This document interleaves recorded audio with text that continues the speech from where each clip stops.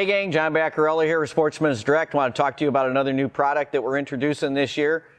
Many of you folks have been using our bead spoons that we've carried on our website and in our store for a number of years, whether it's Ken's Hook, Diamond Willows, Marks, McGathy's, who else? Ice Tiger.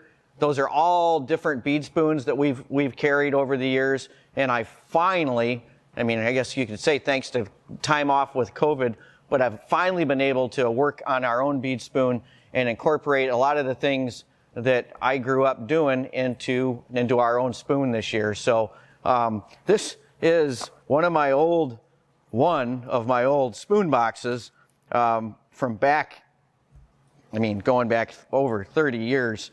There are just all kinds of different bead spoons in here. And over the years, I came up with a form, especially on my number 2 and my number 1 willows. When I mean form, a curvature and an application of the solder, so the weighting, the balancing of the spoon, and the hook that I used going way back to give me what I thought was the perfect action on a bead spoon. And so what we've got is our ice hopper bead spoon that we're bringing out this year. So you'll notice on this bead spoon that there is a very specific curvature to it. This is not just a straight out of the box willow. By no means. It is custom formed and weighted. And then also the hook that I use is very different than what any of the other manufacturers use on their bead spoons. It actually forces the bead to be way out in front of the spoon compared to the others. And actually the angle of the hook points right back towards the eye with the curvature, which in my opinion gives you a much more direct hook set, requires less force to drive that hook home. And it also helps keep the fish hooked up a lot longer, so that, the whole point of the bead spoon, if you guys go back and look at my other video, is so that that barb does not go all the way into the fish's mouth, so that that fish can come off easier once you get them out of the water and get that bead right back down to the fish. So this bead spoon was designed to do exactly that. So with that, let's go take a look at this unique action of this bead spoon.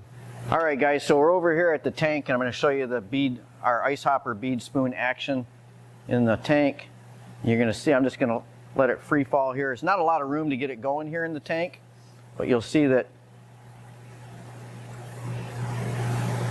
subtle wobble, back and forth, back and forth, back and forth, back and forth, back and forth.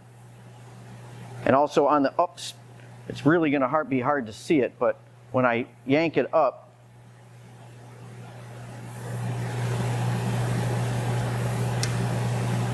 again, this is hard in a tank like this, but you can see that trying to keep it in the frame. It keeps wanting to swim out of the frame.